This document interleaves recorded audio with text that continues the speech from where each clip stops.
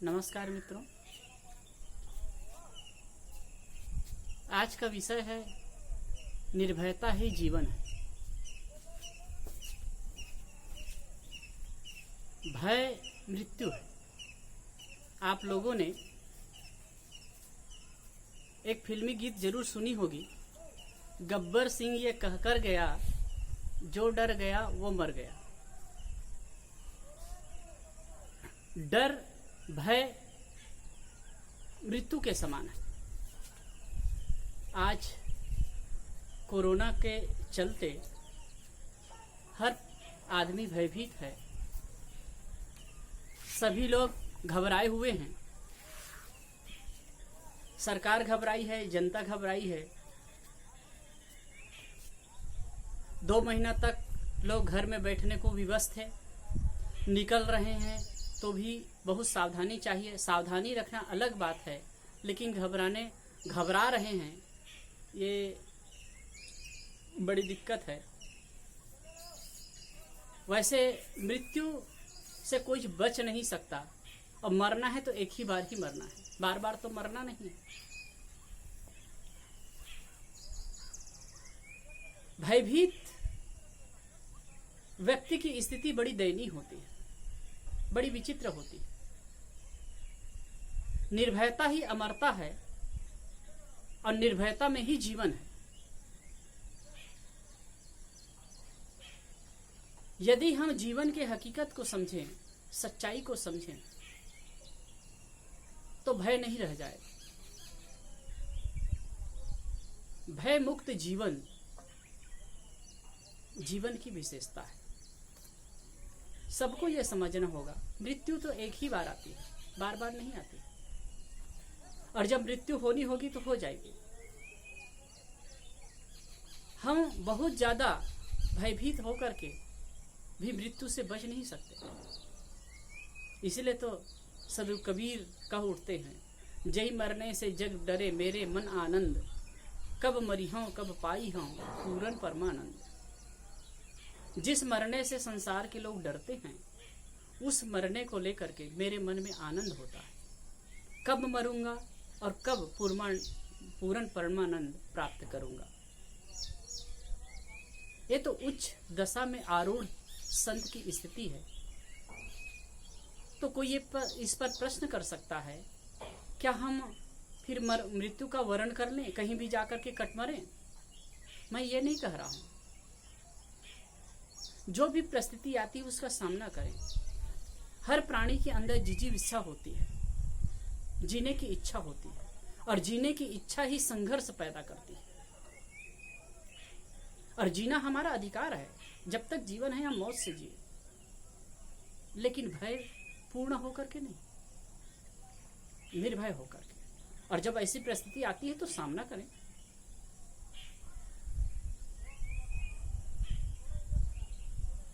एक डॉक्टर ने जो अपनी बात कही है, बड़ा महत्वपूर्ण लगा मुझे।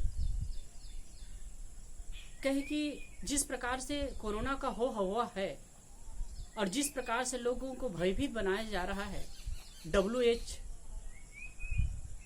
के तरफ से, तो ये दुर्भाग्यपूर्ण है। निश्चित ही ये बीमारी मतलब एक मनुष्य से दूसरे मनुष्य में फैल रही है, तो अपने प्रोटेस्ट के लिए आवश्यक सावधानी चाहिए। मास्क लगाएं, सैनिटाइज का उपयोग करें, लेकिन बहुत ज्यादा घबराने की बात नहीं है। आप देख ही सकते हैं, हमारे यहाँ करीब 2,40,000 के आसपास मरीज हो चुके हैं, लेकिन रिकवरी रेट भी 50% से अधिक लगभग हो चुकी है। और मरने वाले कितना 2% 3% के लगभग है। और वो भी कौन मर रहे हैं? जो किसी न किसी प्रकार से बीमार से ग्रसित हैं। किसी को किडनी का प्रॉब्लम है, कि कोई को शुगर है, किसी को और बीमारी है, या 60 से कोई ऊपर है, जिनकी इम्यूनिटी सिस्टम कम हो गई है। उसको डरने की बात है। हमें डरना नहीं है। अपनी इम्यूनिटी सिस्टम को बढ़ा करके रखिए।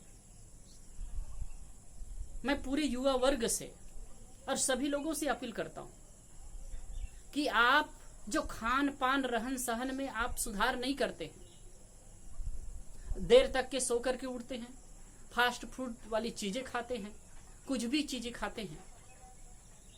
आजकल तो टीवी वगैरह में पहले चलता था, संडे हो या मंडे रोज खाओ अंडे, शायद आजकल बंद हो गया होगा। मानो कि उसी में सब प्रोटीन विटामिन है। ये जो कोरोना वायरस आया तो एक प्रकार से मनुष्य को एक संदेश दिया है, रिटर्न टू नेचर, प्रकृति की ओर लौटो। जितनी भी बीमारियां आई है, बहुत सारी बीमारियां, जैसे स्वाइन फ्लू आया, ये शायद सुअर से आया, बर्ड फ्लू आया, ये मुर्गी से आया, और कोरोना कहते हैं चमगादड़ से आया। मनुष्य की स्थिति देखिए ना, ऐसे प्राणियों को खा जाता है और इसी से बीमारी आ रही है।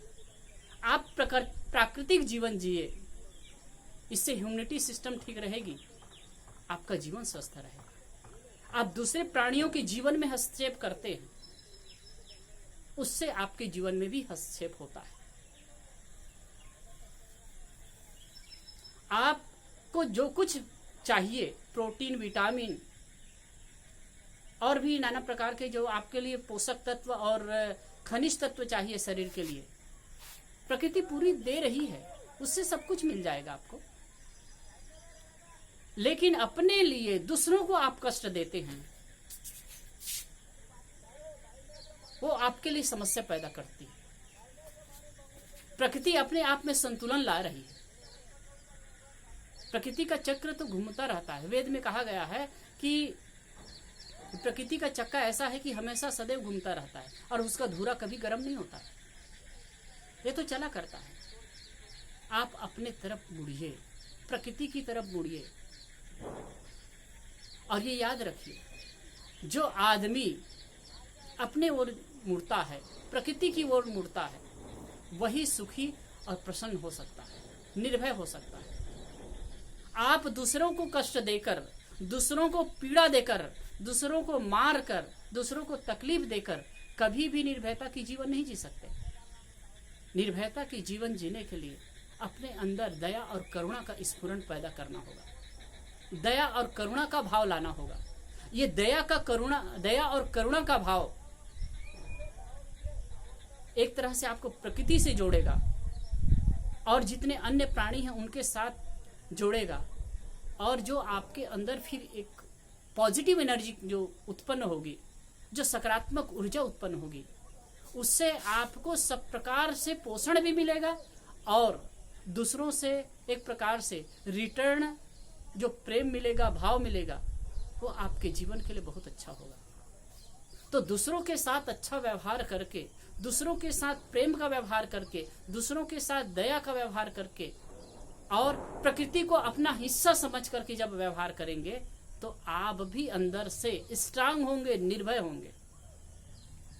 अब ये आप सबका अधिकार है, ये सब करके ही आप निर्भयता को प्राप्त कर सकते हैं।